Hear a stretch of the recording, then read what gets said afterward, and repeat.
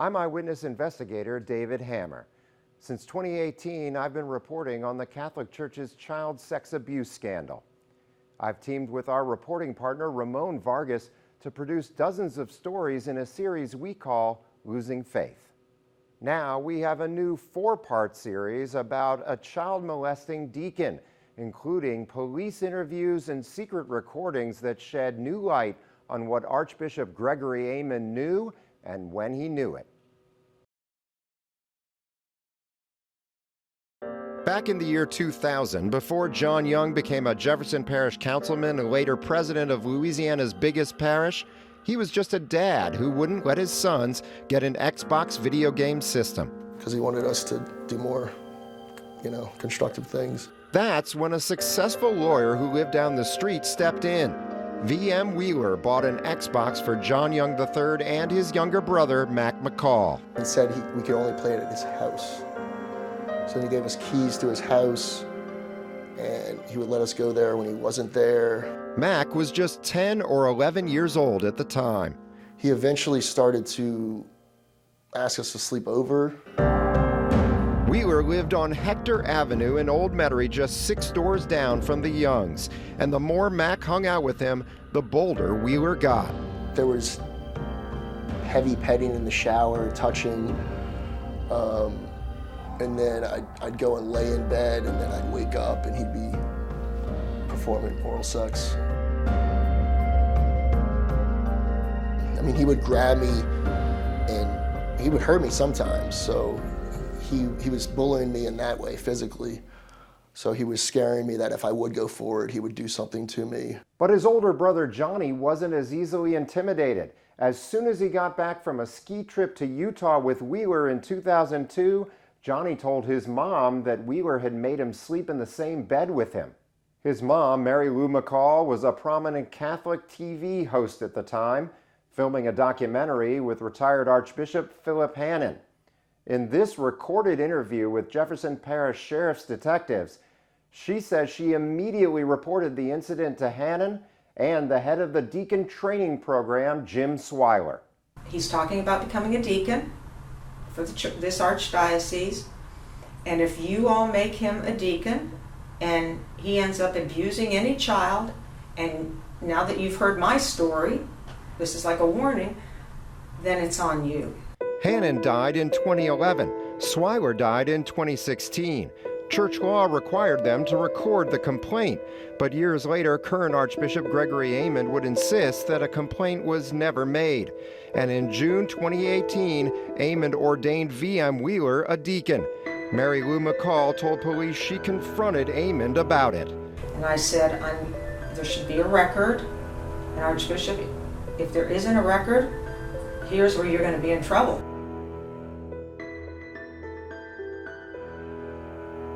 Was it ever brought up to you that they were under the impression that there was a formal report given to the head of the diaconate? No, I had heard about that when all this broke, and I went to Deacon Dupelshane and said, please check the file. And he said, there's nothing. And obviously, if we had heard anything, he wouldn't have been ordained. But Wheeler was ordained on June 23, 2018. 3 months later, Mac and his dad, John Young, went to see Aymond at the Archbishop's residence. I told him that he heavily petted me and touched my genitals, and I was scared to tell him the whole truth because I told my dad before the meeting I don't feel comfortable around the Archbishop or around any of the clergy. I don't trust them. His dad remembered the same thing in his interview with the detective. Touching on his genital area, with his pants on, but over his pants. I remember the Archbishop mentioning his grooming activities. I thought it was a little more than grooming.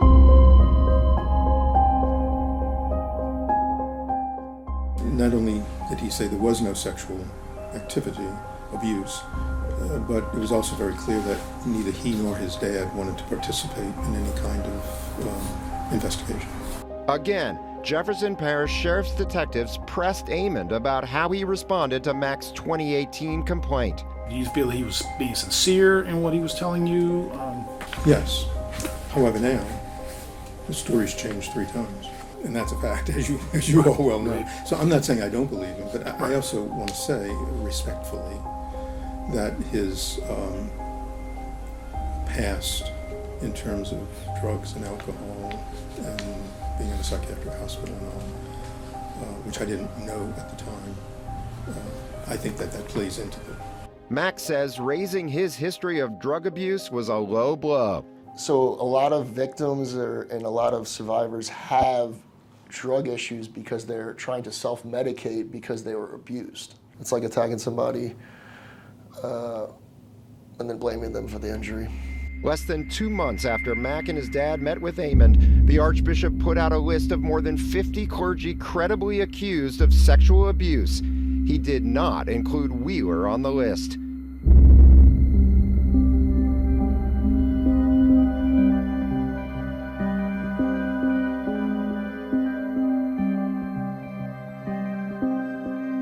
And Mac said, there's something I didn't tell you.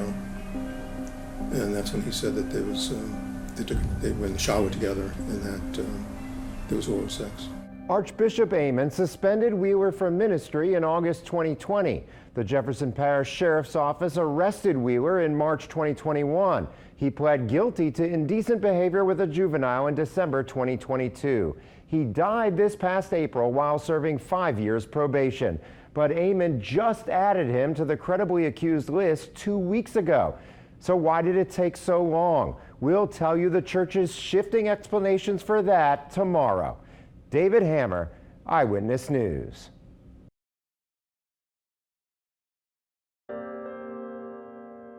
Mac McCall is 34 years old, and for most of his life he's been tormented by the man who sexually abused him when he was 12, V.M. Wheeler. I started drinking, I started experimenting with drugs, and it got out of control at one point, and I went to my first rehab, and when I was getting out of that, he shows up with my mom to pick me up. And I remember just seeing him and just being so angry. A wealthy lawyer, Wheeler kept showing up in Mac's life with money and legal help when Mac got arrested on marijuana charges. When Mac rejected him, Wheeler would send emails and texts begging to meet or asking why Mac wasn't responding. It led to this. He tried to physically attack me, so I stood up for myself and I threw him on his bed. I smashed his computer and I left his house. In June 2018, Archbishop Gregory Aymond ordained Wheeler a deacon at Mac's family's church, St. Francis Xavier. The next time Mac came to town, he and his dad, former Jefferson Parish President John Young, met with the Archbishop. I told him that he heavily petted me and touched my genitals. A few months later, Aymond put out his official list of clergy who were credibly accused of sexually abusing children, and Wheeler wasn't on it. Mac's anger boiled over again, this time in the summer of 2020. My mom was doing a talk at the church, and my abuser, V.M. Wheeler, showed up, and it really affected me. Mac said he didn't feel comfortable telling Aymond about all of Wheeler's abuse, but in a police interview, Aymond said Mac didn't accuse Wheeler of any abuse in that 2018 meeting. He said to me that he didn't, I didn't tell you the whole story, that we took a shower together and there was oral sex.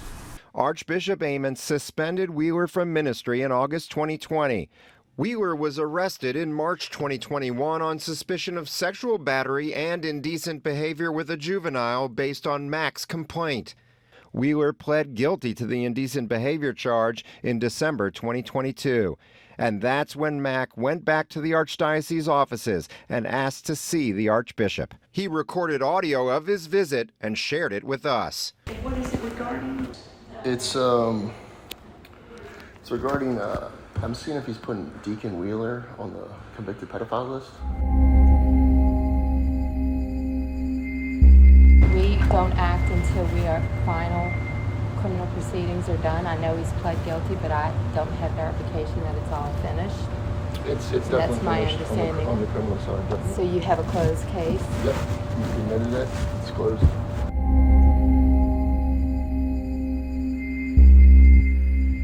Is there anything going on civilly with him? Yes.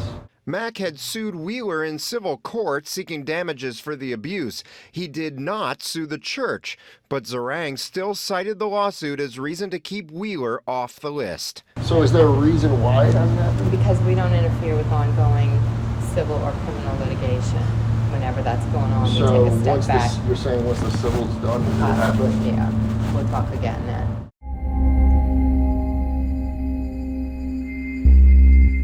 Other thing is, because the VM, your allegation against VM is so public, the public is aware of that VM was accused and that he pled guilty. Interestingly, when we asked why Wheeler isn't on the list, a church spokesperson gave yet another explanation, that the abuse happened before Wheeler was ordained.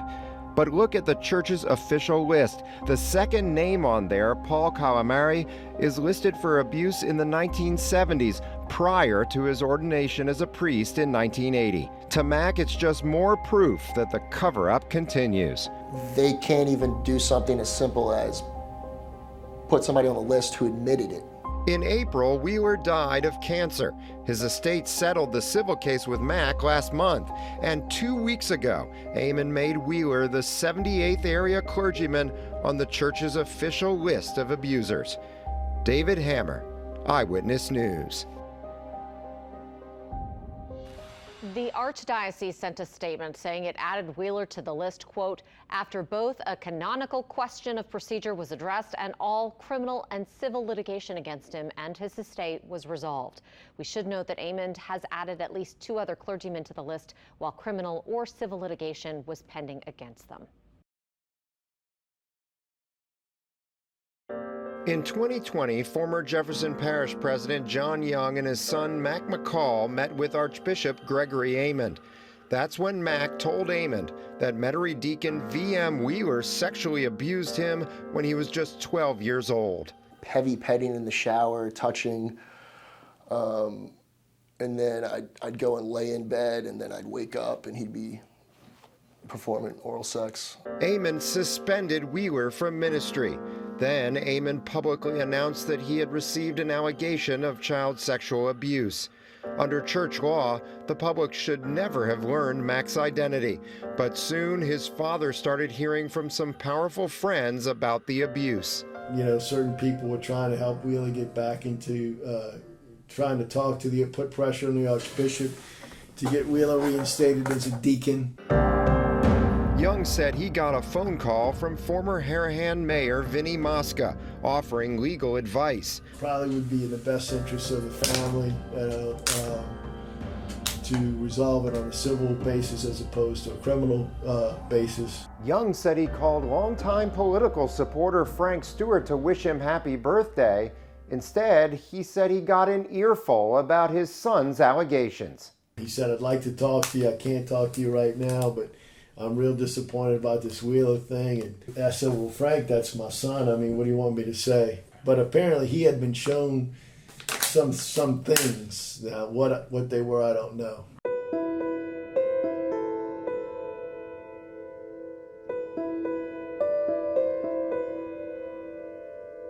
Just seeing if there's anything he could do to help, you know, if there was any way to resolve this thing, you know, on a civil basis in terms of money, that type of thing. No figures discussed. In November 2020, we reported that JPSO was investigating Wheeler for child rape. In February 2021, Mac's lawyer, Richard Trahant, got a call from another church benefactor, Louis Roussel, the former owner of the Fairgrounds Racecourse. And this time, he offered Mac big money. I believe he said he has $350,000 and then another $50,000 to play with. So he basically said he had about $400,000 to make it go away.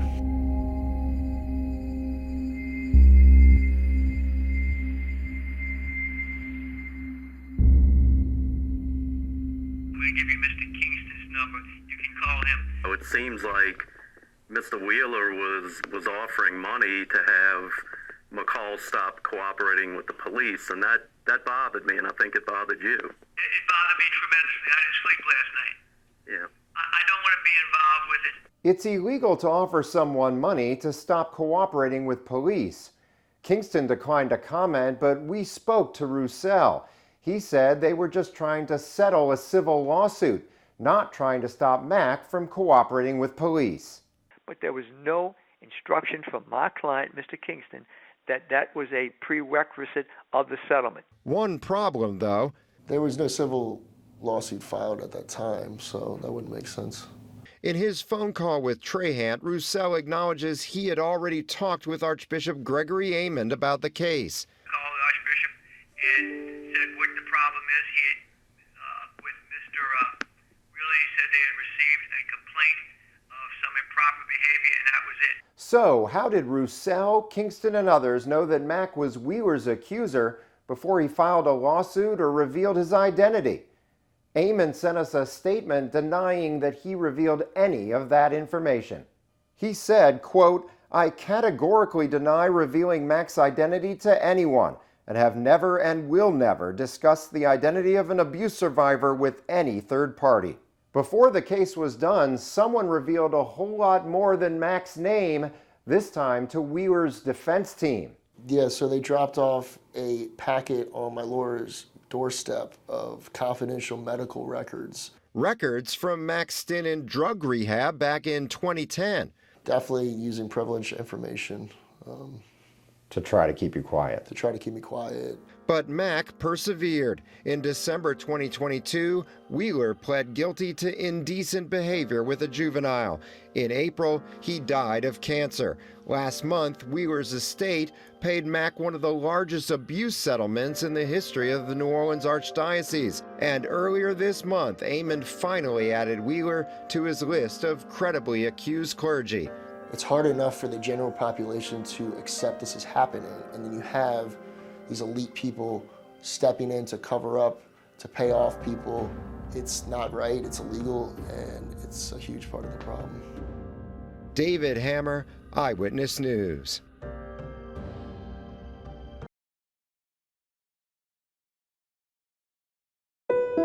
Shame. More than anything else, it binds together the survivors of child sexual abuse by priests and other Catholic Church leaders. And it holds them back, often for decades. I couldn't confide in anyone who would believe me that a priest would do such a thing. He's telling me I'm being tempted by the devil. How does that make a young man feel? And I was embarrassed. I was ashamed, too. Like, why did he pick me? The story was no different for Mac McCall. He was molested when he was 12 years old, and he says his abuser, V.M. Wheeler, intimidated him into silence. He would use physical abuse, then say he loved me, and it was just back and forth like that, and I didn't know really what to do at the time.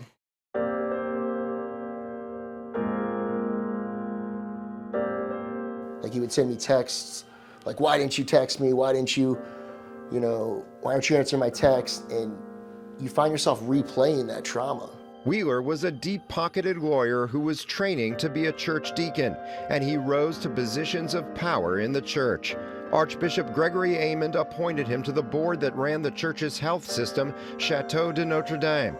Sources say Wheeler then voted to give his own law firm lucrative business with Chateau. Aymond later told Jefferson Parish Sheriff's detectives he knew that was wrong, but still ordained Wheeler. He would get on these boards, and then he would want to do the legal work. Well, that's a conflict of interest. And I said, VM, I hear all these things about you. At what point do we just say, you're not capable of representing us? Aymond even told detectives he kicked Wheeler off the health system board. Records show that happened in October 2016. But less than 2 years later, Aymond ordained Wheeler a deacon at St. Francis Xavier Church. For Mac, that sparked anger, but it also gave him courage to tell Aymond how Wheeler had sexually abused him. There's a fear factor of coming forward. You won't be believed. People won't understand. But what I've realized is the silence is one of the biggest problems, because once you do come forward, once you do find your voice, you start to heal. Hands over the heart, close your eyes, Deep breath in, deep breath out. I go to schools, I go to senior centers, I go to homeless centers, I go to recovery centers as well, and I teach them my full spectrum health system, mind, body, spirit. This week, he showed a PE class at a New Orleans East high school his motivational mix of mindfulness, menus, and movement. It has helped me with my trauma to help other people with trauma, and everybody has trauma, no matter how big or small. So the system applies to everybody, but it has helped heal me. Then you're just gonna start swinging your arms like this, loosen their shoulders. Then you're gonna start swinging more. It helped him fight on for justice in the face of proposed payoffs and pressure campaigns from Wheeler's powerful friends. And last December, Wheeler stood up in criminal court and admitted to abusing Mac. Last month, Mac got one of the largest abuse settlements in the history of the New Orleans area church abuse crisis. And now, Mac hopes he can be a beacon for other survivors of child sexual abuse so they too can overcome the shame. Yeah! David Hammer, Eyewitness News. Our losing faith stories continue. We recently confronted a priest who admitted to molesting children on camera. The Archdiocese bankruptcy case involving 500 child sexual abuse claims is ongoing. You can read and watch all our stories on our website, wwltv.com.